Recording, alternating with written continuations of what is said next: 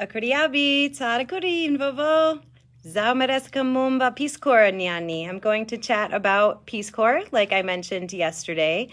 So Peace Corps was established in 1961 from JFK, and so it really was the dream of Sergeant Shriver, and they first went to Ghana. It didn't arrive in Madagascar, which was my country that was chosen for me, until 1993. So it took a little bit, but there are three main goals of Peace Corps I'm going to talk about, and then I'll talk about the requirements and how you can join Peace Corps. I highly recommend it if you are committed to service, if you love traveling, if you love learning about people and other cultures, if you're adaptable. It's really important that you can be resilient and adaptable and live without electricity and running water and all the modern conveniences of the typical American lifestyle.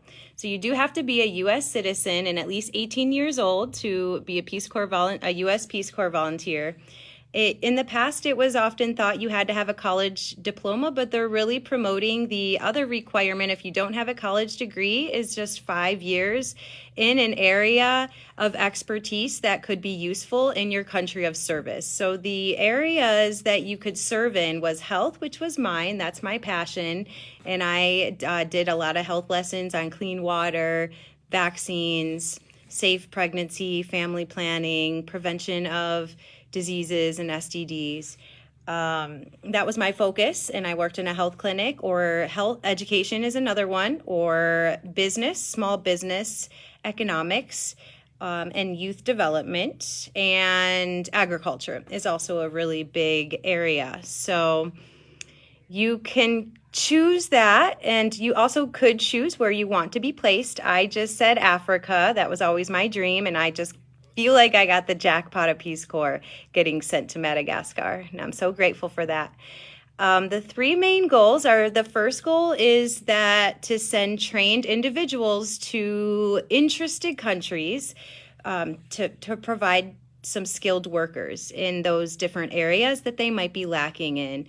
The second goal is for Americans that serve there to help the Malagasy, or the country that they're serving, to better understand and have a connection to the American people. I know that at least in Madagascar, which is a Francophone country, Madagascar became independent from France in 1960, but a lot of the white people they typically see are French or other European.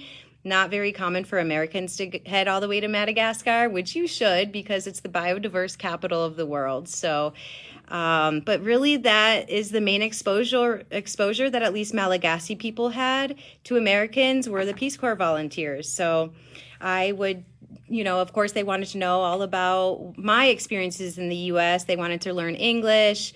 I started a running club. They didn't really run for fun. They don't need to. They're in the rice paddies, and, they just exercise all day by walking everywhere. But I had a big group of kids that helped me train for the marathon I ran.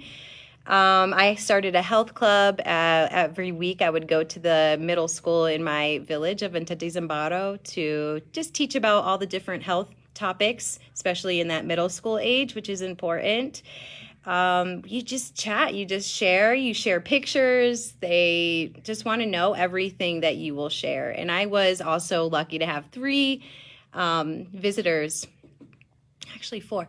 Let's see, I had my friend Lindsay from my first stage come visit, and then Laura, my sister-in-law at the time, and then who became Mava was her name, and my sister Jenny, and my love, Brad. So I actually had 4 people come to visit, and that also helped the Malagasy people learn about the American culture.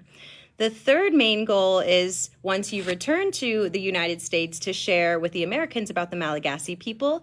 I'm going to talk more about that specific one tomorrow, because I do have a scheduled event where I'm going to be sharing with my local high school students about the Peace Corps and how if they're interested, how to join, or at least how to get on that track to join.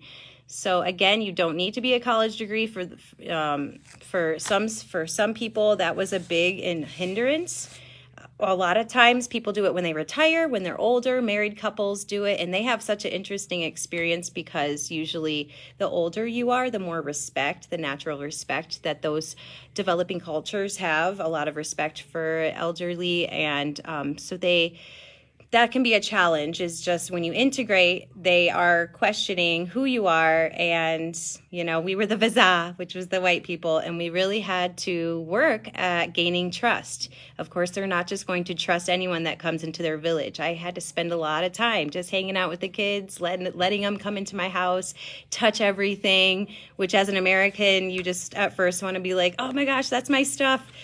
But you had to let that go, and you had to remember you were you were at their culture. The reason why I was there was to help them with their health and to learn about their culture. And then now I get to be back in the United States, and I talk about Madagascar all the time.